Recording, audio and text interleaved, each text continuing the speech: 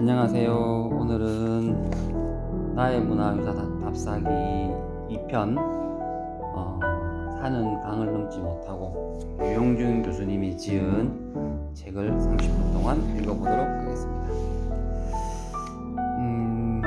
제가 지금 읽어드릴 페이지는 16페이지 차창 밖으로 스치는 간판들에서부터입니다. 그 앞쪽 내용은 탁 쪽에 관한 얘기를 하셨는데 저는 다음에 제가 다시 읽어드리고 오늘은 여기서부터 읽어드리겠습니다. 서울에서 지리산 동남쪽으로 들어가는 길은 머나먼 여로이다. 서울에서 가자면 경부고속도로 김천에서 거창으로 빠져 안위로 들어가는 길과 호남고속도로 전주에서 남원으로 내려가 함양으로 들어가는 길이 정코스이다. 그러나 나는 전주에서 진안으로 60년 고개를 넘어 안위 계곡에 이르는 옛길을 택한다. 그래야 지루한 여로를 낭만의 여로로 바꿀 수 있고 하림동의 농월정으로 곧장 들어갈 수 있다. 고속도로로 내려와 전주 시내를 관통할 때까지는 아직 답사의 흥이 일어나지 않는다. 그러다 전주에서 진안 쪽으로 차머리를 돌리면 이내 시골 맛이 나오며 차창밭 풍경이 여심을 돋운다. 논밭에 자라는 작물로 계절을 읽어보고 낮게 내려앉은 집들이 옹기종기 모여있는 마을을 보면서 아직도 남아있을 농가의 온정을 살속까지 밀어넣어 보게 된다. 그러나 날이면 날마다 늘어나는 것이 먹고 마시고 놀고 자는 가게와 여관들인지라 전원의 풍경보다 먼저 들어오는 것이 상점 간판들이다. 그것을 무시해버리고 창밖의 표정을 읽을 재간이 없는데 이 길을 가다 보면 참으로 기발한 이름의 시골 닭집이 나온다. 허름한 집에 허름한 글씨로 입간판을 세워놓고는 상호왈 켄터키 촌닭집이다. 아, 어찌하여 시골닭, 토종닭의 상징성을 켄터키가 가져갔는가? 이 이름 속에 서린 오묘한 문화사적 의의를 후대 사람들이 어찌 알고 이해할 것인가? 전주에서 진안을 거쳐 장계에 이르도록 우리는 차창 밖으로 온갖 가든을 지나치게 된다. 화심가든 소양가든 장수가든 이제 사전을 만들 때는 가든의 낱말풀이를 정원 또는 숯불 갈빗집으로 적어 놓지 않으면 안 되게끔 되었다.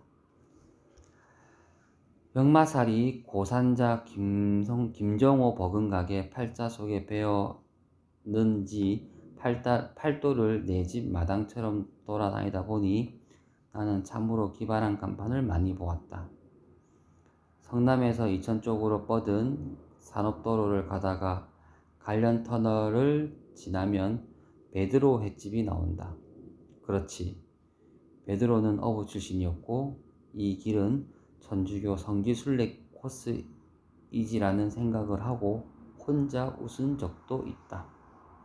그런가 하면 울산대학교 앞에는 풍월장이라는 보신탕집이 있다. 그 연호는 당구 3년 배풍월, 서당계 3년에 풍월도 짓는다 해서 나왔다고 하니 대학가의 보신탕집으로는 제격이 아닐 수 없다. 지금 우리는 간판을 사용가치의 측면에서만 보고 알지만 이것은 아주 중요한 문화 인류사적 유물들인 것이다. 그것은 우리 시대의 문화상을 아주 정직하게 반영하는 이 시대의 얼굴이기도 하다. 따라서 그것을 면밀하게 읽어내는 것은 답사의 중요한 배움이고 즐거움이다. 무진장을 지나며 전주에서 진안으로 넘어가는 모래째는 사뭇 험하다. 들리는 말로는 사고도 잦다고 한다. 고개가 험한지라 산마루에 오를 때 아래로 내려다보는 기분은 비록 한순간이지만 등반할 때의 호쾌함도 갖게 한다. 눈앞에 다가오는 것이 바느질하듯 이어가는 산자락뿐이니 이제 우리는 탁족처를 찾아 머나먼 여행길에 들어선 기분을 온전히 가질 수 있다. 모래제를 내려가는 길이 어느만치 뻗어가다가 강정골재를 넘어서면 호련히 마이산의 기이한 봉우리가 나타난다. 그 신비로운 형상을 한번 본다는 일, 그리고 20세기 설치미술의 최고 명작이라고 할 탑사의 공력을 구경하는 것은 그것 자체로 여행의 별격이 될 수 있다. 나는 지금도 어느 가을날의 환상적인 마이산 답사를 생생히 기억하고 있는데, 다녀온 사람들의 얘기로는 겨울날의 눈 덮인 마이산이 더욱 신비롭다고 한다. 나는 겨울날의 마이산 답사를 2번이나 실패했다. 기껏 일정을 잡아놓고는 눈이 무진장 오는 바람에 모래제의 찻길이 끊겨 코스를 변경하고 말았던 것이다. 덕유산 서남쪽 산골 마을인 무주, 진안, 장수 3개군을 줄여서 무진장이라고 부르는데, 이처럼 무진장에는 눈이 무진장 온다. 내가 잊지 못할 무진장의 또 다른 추억은 1972년 11월 유신헌법 찬반 국민투표 때의 일이다. 사상 유례없는 투표율과 유례없는 지지율을 얻어내기 위해 대리투표, 유령투표 등 유례없는 관건 부정선거가 자행됐던 이 선거에서 군부대는 반쪽 가리고 용표만 찍는 공개투표를 시행하여 거의 100% 투표율에 99% 지지율을 보여주었으니 알만한 일이 아닌가. 이때 그래도 용기 있게 반대에 찍은 내 친구 윤수는 명령불복종이라고 영창 15일을 살았다. 그리하여 전국 91.9% 투표에 찬성 91.5%를 기록했다. 바로 그 선거에서 무진장은 전국에서 가장 높은 투표율을 보여주었는데 투표율은 자그마치 103%였다. 무진장 쏟아져 나온 것이다. 그 캄캄했던 시절의 캄캄했던 시골 동네 얘기가 이제는 캄캄한 옛 이야기로 전설이 되어 들려온다. 서울에서 아침에 떠나면 전주나 진안 쪽으로 점심을 먹게 된다. 전주 백반, 전주 비빔밥, 전주 콩나물국밥 등 항토의 진미가 진을 치고 있으니 걱정은커녕 거기에 모주 한 잔을 곁들이는 즐거움이 기다린다. 그런데 전주 사람들은 소양과 하심의 순두부를 별미로 치고 있어서 마이산 가는 길에는 대형 순두부 공장과 식당이 즐비하다. 답사 회원들과 단체로 갈 때면 어쩔 수 없이 여기서 잔치상 받듯이 한 그릇 먹고 가지만 단출한 여행일 때면 마이산을 지나 오천동 국민학교 입구에 있는 재래식 순두부집에 들러간다. 그래야 드럼통에 두부를 끓이는 할머니의 능숙한 손놀림도 구경하면서 무진장 사람들이 순박한 설레음에 다가설 수 있기 때문이다. 오천 순두부집에서 다시 길을 잡아 가다가 장수로 빠지는 길을 버리고 장계마을을 곧장 지르면 임진왜란 때의 의기 주농계 출생지로 들어가는 푯말이 보인다. 초행길 답사객은 진주의 농계가 이곳 출신이란 사실에 다소 당황하곤 한다. 장수 사람 농계가 진주에 가서 의로운 희생을 한 것은 3.15 부정선거 때 남원의 김주열이 마산에 가서 뜻깊은 희생을 당한 것과 사정이 비슷하여 그것 또한 묘한 인연이라는 생각이 든다. 교통이 나쁘고 왕래가 드문 시절에도 용호남은 지금처럼 지방색을 드러내지 않았던 증자가 여기에도 있는 것이다. 화림동 계곡의 정자들, 장계에서 함량으로 들어가자면 60년 고개를 넘어야 한다. 60년 고개는 남덕유산 아랫자락을 타고 넘는 길에 고갯마루에서 전라북도의 경상남도의 경계를 이룬다. 60년 고개는 이름이 예순굽이라는 거창한 이름을 지녔지만 경사가 가파르지도 않고 험하지도 않다. 장계마을에서 고갯길이 빤히 올려다 보이는데 그 고갯길의 생김새는 산비탈을 느슨하게 타고 오르는 뱀의 형상을 그리고 있다. 어느 만큼 고개를 올라 아래쪽 장계마을을 내려다 보면 안온한 촌락 풍경이 그림처럼 펼쳐진다. 우리가 관념 속에서 그리는 살기 좋고 인심 좋은 옛마을의 전형이다. 아직도 우리의 향촌이 겉으로나마 저렇게 살아있다는 사실에 나는 항시 감사와 행복을 느끼며 한편으로는 불안의 감정이 일어나곤 한다. 60년 고개를 넘으면 우리는 이내 금천계곡, 속칭 안의계곡 곁에 두고 줄곧 비탈길을 내려가게 된다. 계곡의 천연스러운 아름다움은 이 찻길이 생기면서 반은 죽어버렸고 대전 진주간 고속도로가 곧바로 이 계곡을 타고 내리게끔 설계되어 있으니 그때 가면 지금의 이 풍경은 먼 옛날의 얘기로 되고 말겠지만 아직은 안이계곡의 수려한 자태가 저력을 발휘하고 있다. 덕유산에서 발원한 계류가 흙모래를 다 쓸어내고 골격 큰 하강한 바위를 넘으면서 곳곳에 못을 이루고 어쩌다 너럭바위를 만나면 미끄러듯이 흘러내려 아름다운 풍광을 곳곳에 빚어 놓았다.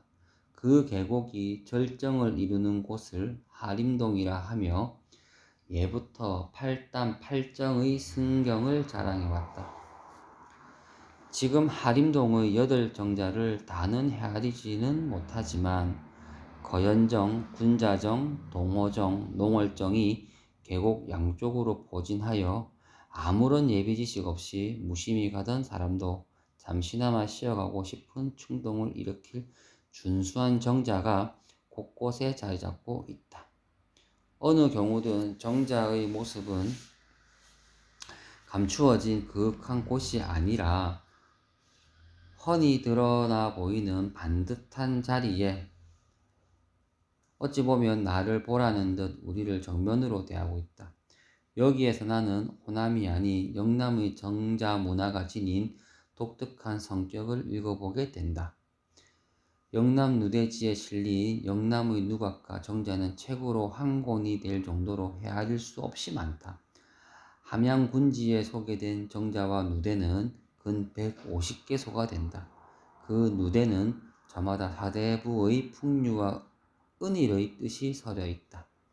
거연정은 중추부사를 지낸 전치숙이 소요하던 곳을 후손 전제학이 추모의 염으로 세웠고 동호정은 동호 장말리의 후손이 역시 추모하여 세웠고 군자정은 정여창이 일찍이 찾은 곳이라 해서 4인 전세거리 세웠고 농월정은 간찰사와 예조 참판을 지내고 임난 때 의병을 일으켰던 지족당 박명부가 논일던 곳에 후손들이 세운 곳이란다. 영남의 전자들이 이처럼 계곡과 강변의 경승지를 따라 세운 것이 많다는 사실은 호남의 정자들이 삶의 근거지에서 멀지 않은 곳, 일종의 전원생활 현장에 세운 것이 많다는 것과 큰 차이를 보여주는 것이다. 말하자면 놀이문화의 정자와 생활문화의 정자의 차이가 된다. 때문에 호남의 정자는 자연과 혼연히 일치하는 조화로움과 아늑함을 보여주는데 영남의 정자는 자연을 지배하고 경영하는 모습을 띠고 있다. 올봄 건축가 민영식 스모상이 종합건축사사무소 1호제 창립을 기념하는 정여창 고택답사에 초청하여 함께 이 길을 가면서 나는 민영식으로부터 아주 유익한 깨침을 받을 수 있었다. 영남의 정자들은 위치 설정에서 다소 드라마틱한 배치를 보여주고 있어요. 바로 그것이다. 극적인 효과. 거연정이 구름다리 넘어 바위 위에 올라 앉은 것도 그렇고 농월정을 계곡 건너편 저쪽으로 바짝 붙여 세운 것도 그렇다. 지금 하림동의 4대 정자는 모두 입장료 300원씩을 받고 있고, 나는 돈도 돈이지만 시간을 절약하기 위해서 항시 그 중에서 가장 스케일이 크고 준수하게 생긴 농월정에서만 탁족을 즐기고 나머지 정자들은 차창 밖으로 보는 것으로 만족하였다. 농월정은 월려남이라고 부르는 방대한 너럭바위 전체를 조망하는 자리에 세워져 있다. 못에 비친 달을 정자에서 희롱한다는 뜻의 이름이다. 주변의 승경은 잠옷 호쾌하고 바위를 타고 흘러내리는 물살은 제법 빠르며 그 소리 또한 시원스럽다. 여름철 물이 깊어지면 바지를 걷어붙여도 정자 쪽으로 건너가지 못한다. 가을 단풍이 계곡물에 잠기며 오색이 어른거릴 때도 멋있지만 한겨울 얼음장 위로 흰눈이 수북히 쌓여 있을 때는 여지없는 한 폭의 수묵산수화로 된다. 월려남 곳곳에는 바위가 움푹한 웅덩이를 이룬 곳이 많다. 영남대 한문교육과 김혈조 교수는 학생들을 데리고 이곳에 답사할 때면 안이마을 양조장에서 막걸리를 한 마를 받아다 여기서 쏟아붓고는 봄이면 진달래꽃잎을, 가을이면 들국화 꽃잎이나 솔잎을 띄어놓고 한 바가지씩 퍼서 마시게 하며 놀이판을 벌인단다. 농월정 정자는 이충 누각에 바람막이 작은 방을 가운데 두고 3면으로 난간을 돌린 제법 반 규모이다. 입장료를 받건만 관리가 부실하여 신벗고 오르지 못하게끔 되었으니 탑승객마다 신을 신고 오르는 바람에 점점 남루하고 볼품없는 몰골로 되고 말았다. 그러나 루마루에서 오른쪽 바위를 내려다보면 웅훈하고 유려한 글씨체로 지족 땅이 지팡이 짚고 신을 끌던 곳이라는 뜻의 지족 당장 구주소라는 글씨를 새겨 놓아 이 농월정의 뜻을 새삼 새겨보게 된다. 장구란 지팡이와 신을 뜻하는 것으로 산보를 의미한다. 풀이하자면 지족 땅이 산보하던 곳으로 된다. 농월정 난간에 기대어 하림동 계류 소리를 들으며 한가한 시간을 가질 때면 언젠가 나도 보름달을 뜰 때 여기에 올라 달을 희롱하며 놀아보리라는 마음을 갖게 되는데 내겐 그런 시간이 오지도 않았고 올 것 같지도 않다. 농월정으로 답사기를 떠날 때면 나는 차 속에서 농월정의 아름다움을 실컷 설명해 놓고는 반드시 그러나 여러분은 오늘 농월정의 탁족을 즐길 수 없을지도 모릅니다라는 경고성 단서를 붙인다. 그 경고는 이 답사기에도 그대로 적용된다. 농월정은 대단한 행락 관광지이다. 겨울을 제외하고 봄, 여름, 가을로 사람들이 북적거린다. 특히 봄, 가을로는 관광버스 한 대 빌려 차 속에서부터 흔들며 춤추는 놀이패들로 난장판이 된다. 이들은 농월정이 아니라 농월정 주차장이 목적지여서 스피커를 버스에서 밖으로 빼내어 놓고는 최대 음량으로 온갖 뽕짝을 다하여 틀며 혼신의 힘으로 춤을 추는 천박하고 저질스러운 놀이패들이다. 이 봄놀이, 단풍놀이 춤꾼들은 항시나의 답사길에 따라 붙는다. 그것을 피해가는 슬기가 사실은 답사의 가장 중요한 노하우가 된다. 신문보도에 따르면 94년 6월부터는 이런 행락질서 위반자에게 무거운 벌금을 때린다고 했으니 조금은 안심이 되기도 하다. 그러나 나는 이 놀이패들을 더 이상 경멸하거나 미워하지 않는다. 나는 오래전부터 이들이 왜 이렇게 흔들지 않으면 안 되었는지를 이해할 수가 있었기 때문이다. 그 물리를 터득한 곳은 바로 이 농월정 주차장 화장실 앞에서 왔다. 농월정 화장실은 남녀 구분 표시가 암호 같은 도안이 아니라 잠옷, 도전적인 신사숙녀 얼굴로 그려져 있다. 그 화장실을 쳐다보고 있자니 용물을 마치고 나오는 여자들의 폼이 제각각이다. 도해지 도회적 세련미에 넘치는 젊은 여인들은 손도 씻고 머리 매무시도 다 고치고 나오는 것이 화장실 나오는 것인지 회사 정문 나오는 것인지 구분이 안 갈 정도이다. 그러나 놀이터 아주머니 할머니들은 옷을 다 입고 나오는 분이 없다. 나오면서 연신 허리춤에 지퍼를 올리고 윗옷을 쑤셔놓고 허리띠를 졸라매며 종종 걸음으로 걷는다. 이것은 제주도 관광지 불국사 고속도로에서도 같이 볼 수 있다. 그것 자체가 공중도덕에 어긋난다고 할 수 있다. 그러나 그것은 그분들이 농사를 지으면서 생긴 습관일 따름이다. 뒷간에서 허리춤 매 만질 시간도 없이 살아가는 그런 분들인 것이다. 내가 지금 이분들을 이해한다는 뜻은 대부분 농촌에서 농사짓는 아주머니, 아저씨, 할머니, 할아버지인지라 배운 것이 모자라 어떻게 저렇게 공중도덕을 무시한다고 측은하게 생각하는 것이 아니다. 다만 나는 지금 그들이 저런 놀이문화를 가질 수밖에 없음을 이해하고 있는 것이다. 그분들은 젊은 것들이란 다 떠난 빈 마을을 지키고 있는 마지막 농군들이다. 그분들은 1년에 한 번 또는 2번 본격적인 농사철이 아닌 때를 골라 우라질 것, 신나게 한번 놀아보자며 스트레스를 풀고 있는 것이다. 그분들은 이날 이때를 위해 매달 갯돈으로 5,000원, 10,000원씩을 부어왔다. 그들로서는 오직 흔들고 춤추며 소리 지르고 노래하는 만큼 본전을 뽑는 것이다. 이 금싸라기 같은 시간에 어찌 휴식이 있을 수 있겠는가? 공중도덕을 찾는 사람들은 모두 이렇게 하지 않고도 점잖게 신나게 질탕하게 놀 수 있는 돈과 시간과 장소적 편의가 있는 사람들이다. 사실 점잖은 사람들이 남의 눈 안 띄는 곳에서 벌이는 저질스러움에 비하면 이분들이 도덕적으로 훨씬 선하다. 이 순박한 촐로들에게 저질의 카바레 문화를 가르쳐 준 것은 도대체 누구였던가? 다 그 점잖은 사람들이다. 나는 이런 항변에 대해서 어떤 분은 아무리 좋게 이해하려 해도 볼꼴 사나운 것은 틀림없는 사실 아니냐고 반문할지도 모르겠다. 물론 그렇다. 그러나 이 형태를 고치려면 상류사회의 문화부터 고치지 않으면 안 된다. 그러니까 이 농월정의 놀이터에서 보낼 경멸의 뜻은 우리 시대 문화 행태와 구조 전체에 대한 반성으로 되돌려야 마땅하다는 것이 나의 주장이다.